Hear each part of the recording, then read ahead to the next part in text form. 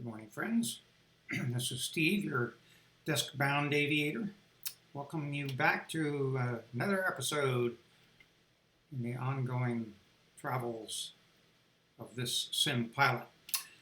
We're going to travel today in an interesting aircraft that I just bought from the .org store. This is the Dehaviland DHC 3T Turbo Otter, made by a little company called vFlyteAir.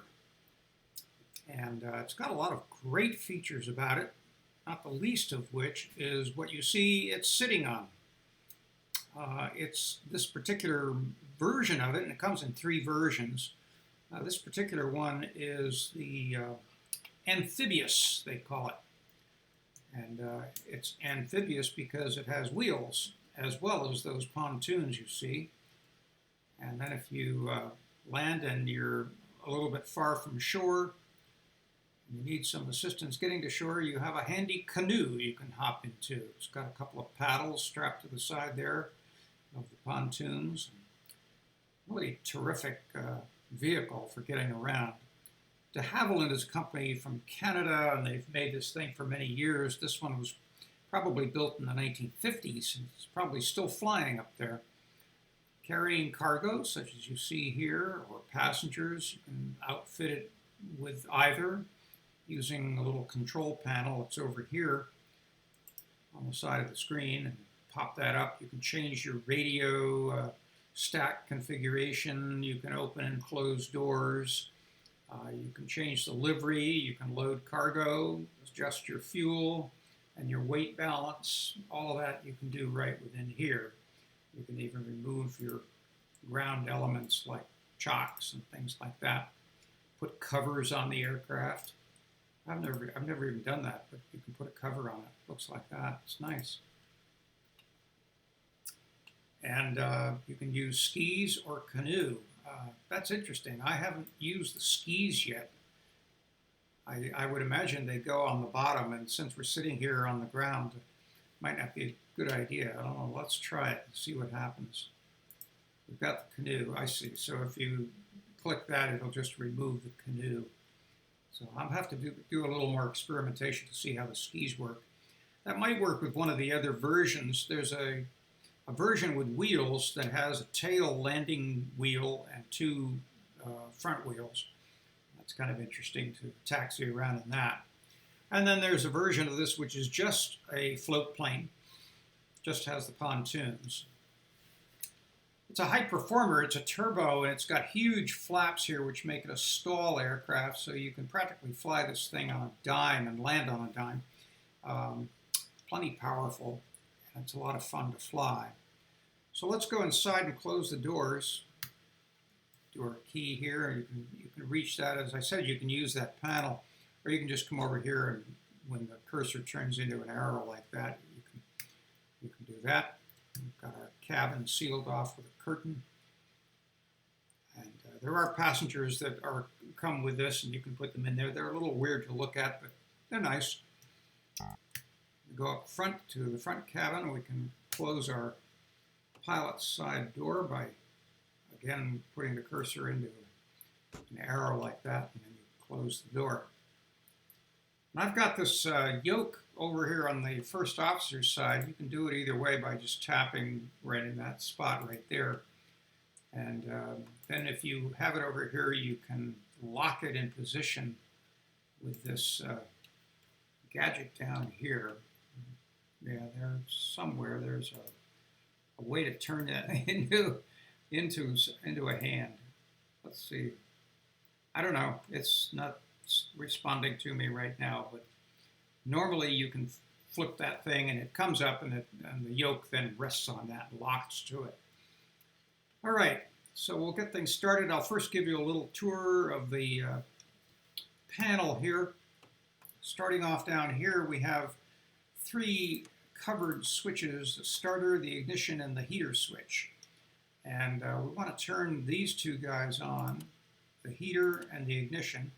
And when you do that, you'll see they should light up, but the reason they don't is because I don't have my master ignition switch on. So we'll turn that guy on, and now you'll see these lights are lit up. above. We'll leave the starter for the time being. Let's go ahead and turn on the nav master and see what our navigation looks like. We've got a plan set in here from KWLW, where we are right now. I'll show you where that is in Sky Vector. It's in Central California, just below Red Bluff, which is up here. We're going to fly here from Willows Glen County Airport, cross the valley, take a right turn, fly over KOVE Orville Airport, where my friend Juan Brown flies out of. And we're going to land right here on Lake Oroville. I learned about Lake Oroville from Juan Brown, or Brownie as he calls himself. And it's a beautiful lake, and it has this spectacular earthen dam, which I think is the largest earthen dam in the world. And it threatened to overflow a couple of years ago, and it actually did overflow down a spillway, and I'll show you that, and caused considerable damage. So we'll go ahead and take a look at all of that. They've repaired it now, and then we'll land here right behind that spillway. It's kind of an interesting spot. Okay, so we've got a route established in here. I won't bother going through the vagaries of the Garmin G530 with you. Those of you who are familiar with it know that it's a monster. There's another monster down here, which is it's a Bendix King device, and I'm not sure what this PR stands for down here. I didn't think it was even on. But this is your autopilot control, and the unfortunate thing is you can't pop that. You can this screen, and you can move this around, which we may want to do. But you can't do anything with these guys down here. You have to come down and look at them. And that can be pretty tricky when you're flying an airplane like this, to all of a sudden move your view down to that screen. All right, so we're going to get started here. To do that, what we're going to do is we're going to come down here, first of all, to our three quadrants, levers here. First is fuel. We're going to put that on low idle. Prop pitch. They actually say to move prop pitch up full. I'm going to leave it down here on low idle. And then you've got another switch over here. Zoom in on that just briefly. Yeah, this guy over here is the condition lever. And there's a latch here. If you want to do it, you can secure it so that you can't stop the engine. I'm going to go ahead and leave that unsecured, and I'm going to bring that lever just up here just a little bit. Now, when I start the engines with the start switch, you're going to see this needle right here move into the green and then up to probably almost 1,000 degrees. This is your ITT indication. ITT stands for interstage turbine temperature. So this is the temperature of your engine. It goes up to about 1,000, then it falls back down around 400 to 500. Anywhere between 4 and 7 is acceptable. Okay, down here, turn on the start switch. And I'm going to raise the condition lever just a little bit up to that low idle position, and you'll see the ITT thing. I don't know if we can do all of that. Yeah, we should be able to do all that. Let's try it. There goes the switch. Lever comes up. Here comes the ITT. We'll let the switch go.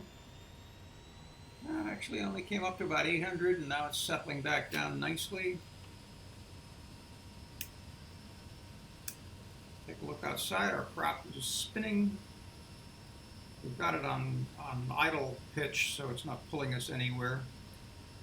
And we've got the brakes on. So we're good. All right, let's come back down here again and slide over just a little bit. We can actually cover these guys now since they've done their job. We can throw on the engine de-ice, leave the master switch on. Come over here to the light switches. We put a landing light on. We're going to be right where we are, right near the runway, so we'll go ahead and do that.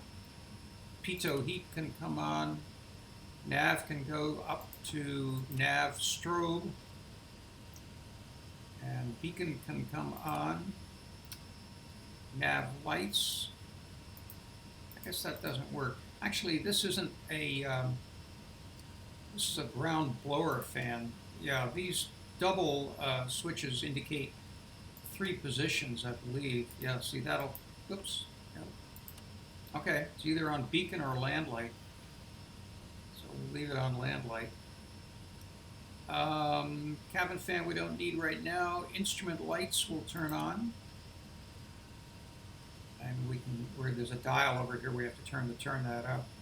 And ELT. ELT stands for Emergency Locator Transmitter. So that's always good to have on, and we'll turn it up to the high position. And actually, no, that's cabin fan, excuse me. Leave that low, we'll turn on the ELT down here. That's the ELT switch. A little confusing with these labels on the tops and bottoms as to what they are. Now, one thing we didn't do over here, we've got our boost pump on. We didn't do boost pump number 2. The usual drill is to rotate that one time, then turn it back off, bring it back down. We did get boost pump 1 on, and that allowed us to start up. So this is the pump that operates the engine during normal use. If you're switching fuel, which we won't need to do today, then you use pump number 2. All right, I'm going to come back down here. This lever, by the way, this is your device for switching fuel from tank to tank. All right, I'm going to go ahead and operate this flap slave switch. You can leave that on. And the other instrument switches can come on. And then down here, the instrument light switch can come on, like so. And that gives us some lights on our instruments. Now, if we come down here below, you'll see the trim wheel, and you want to have your trim wheel aligned properly for takeoff, where that little red indicator should line up with this pointer right here. And you can either do that by rotating manually with your mouse or by using set keys, as I've done. Make sure we've got the right angle. There we go. Then over here, you have a lever. And what you don't want to do is operate that lever while we're sitting here on the ground, because if you do, you're going to lower those wheels or raise them, and we'll be sitting on the pontoons, and there is no way this airplane will get off the ground if that's the condition. I've actually done that, and you have to just basically restart the entire airplane. Not a good idea to do that. Okay, so we've got that all established. We've got our route established. We can lower our flaps 1 notch for takeoff. We probably don't even need to. We've got a nice long runway here we're going to take off on, so I'll just do it for form. We've got our lights on, and we're ready to start trucking over to Lake Oroville. So first put the prop pitch lever up to full pitch. We can advance the condition lever. You'll hear that prop rev up as it bites into the wind. There we go. And now we can release the park brake. And we should start rolling.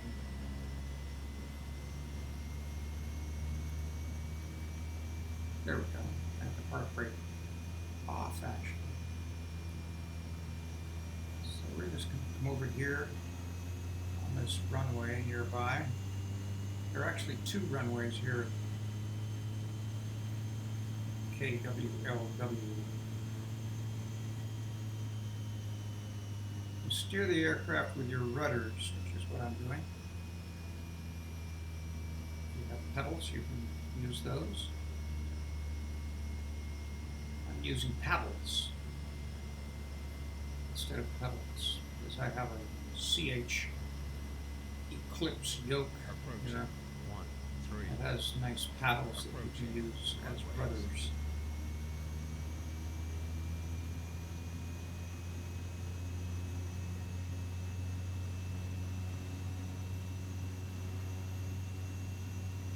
Alright, so all we need to do is ramp it up to about 75 knots, pull back the yoke,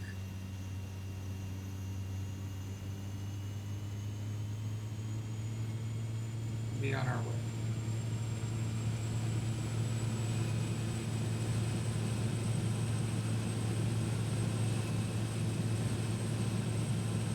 There we go.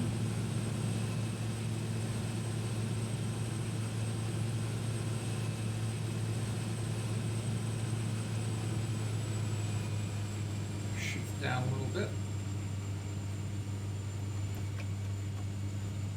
Flaps can come up.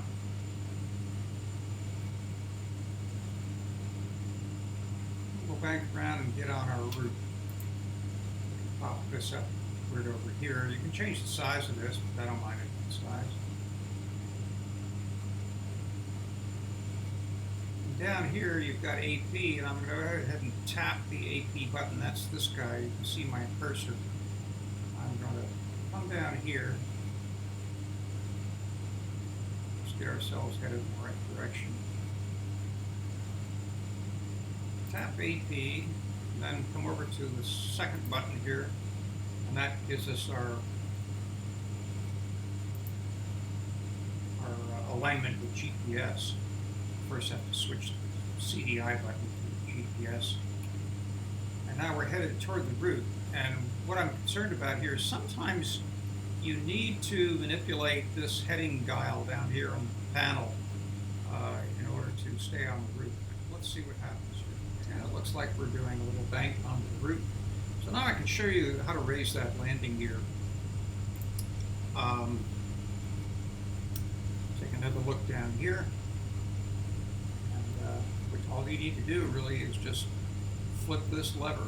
So I just go click, it starts pumping, and the gears, landing gears come up. Center wheels raise up inside the pontoon. These guys strap pulls them up into the raised position.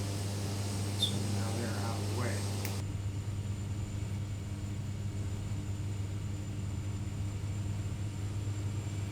All right, we can keep our altitude, 1500, that's probably fine.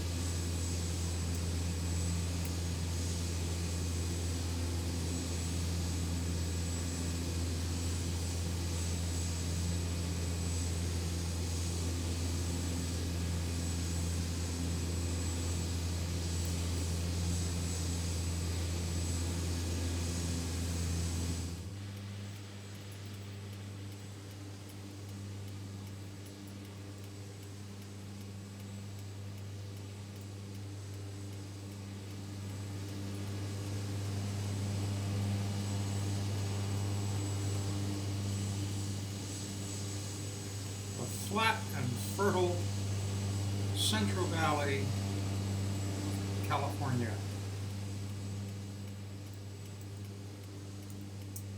They're headed in the direction of Oroville Dam, Oroville Reservoir. And before we pass that, we're going to pass over the community of Oroville. In front of us, you see a body of water. There's actually a drainage system from the Oroville Dam. It's called the Feather River, I'm sorry, it's called the Thermalito Afterbay. This body of water right up here, Thermalito Afterbay, and it's fed by a stream and a canal that's called the Thermalito Diversion Pool.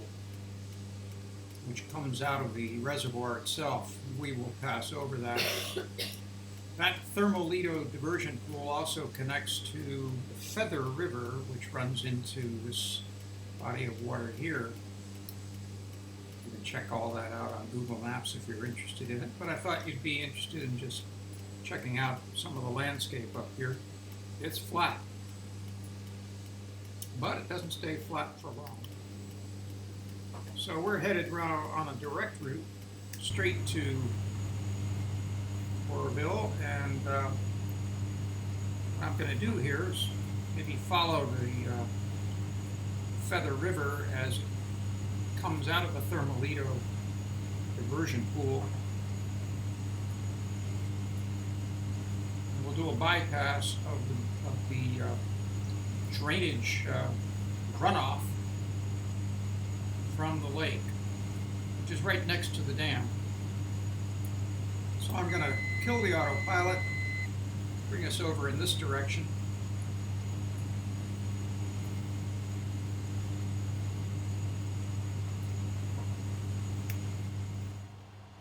There's the canal, and the lake is up ahead of us. Now you can just make out this lighter area right here. That's the dam. That's the largest earthenware dam in the world, I believe. And below the dam, there's a stream of water coming out. That's the thermoledo diversion pool, which leads into the Feather River and to this large collection area of water that I showed you, the afterbay.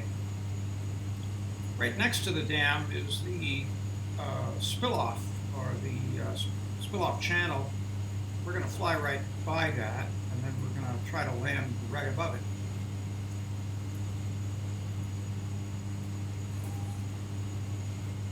And next to the spill-off is an emergency runoff.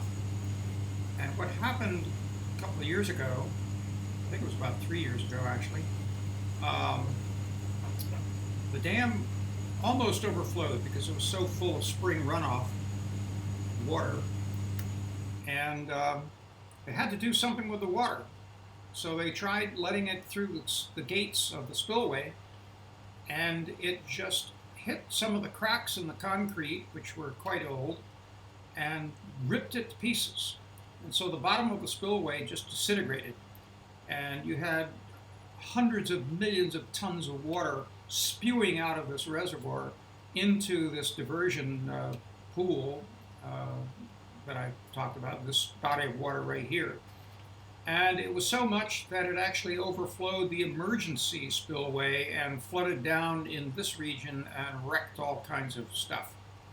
So it was a mess. This is the dam right here, and down at the bottom of it is the Edward Hyatt power plant, as it's called. There's the normal spillway with these large stone abutments down at the bottom of it to divert water. That's all been repaired now, and of course it doesn't have trees growing in the middle of it as XPlane would make you think. So we're just going to circle around a little bit here and make a nice shallow approach. Land in a nice spot right behind the spill. Now we'll decrease power.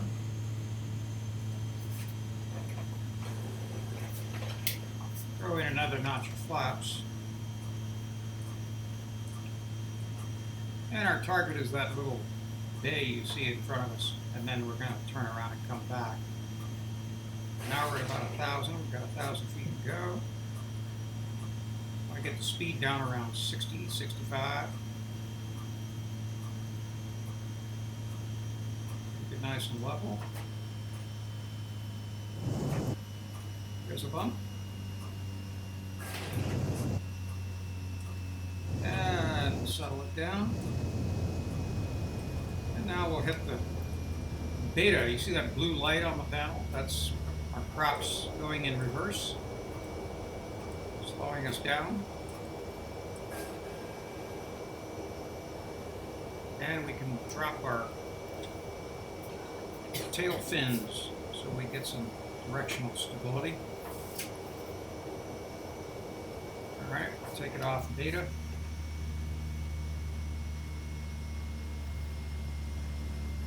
Let's see how we're doing here.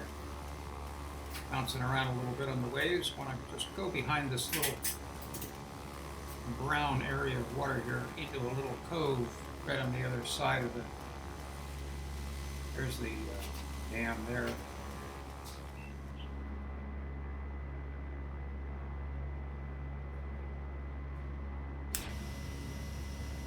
Alright, we're going to come around the end of this little point here.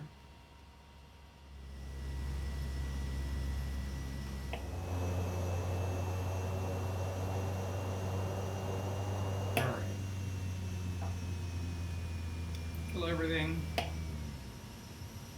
Prop to neutral. And anchor. And I think that helped us out to stop. Put the park brakes on, that lets the anchor stay down, and we usually kind of bounce around a little bit after that happens, but I think we're, let's see where we are. Yeah, there we go. We're kind of near the dock. At least we're not flying over it.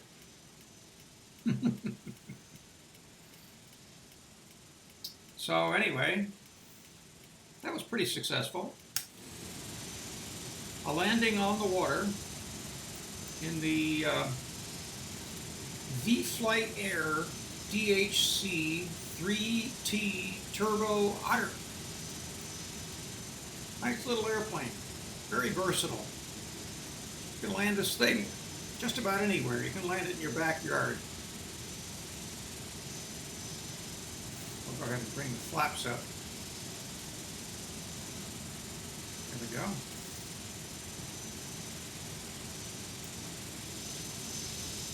So if you have any questions about this, let me know in the comments below. If you want to see more of it, or if you want to see something else. I just flew the Zero Boeing the other day. That was fun. A lot of changes in that. But this is kind of a fun diversion. Don't get to do this very often, and it's a great deal. So thanks for joining me today. This is Steve. I appreciate your being here, and I'll see you soon.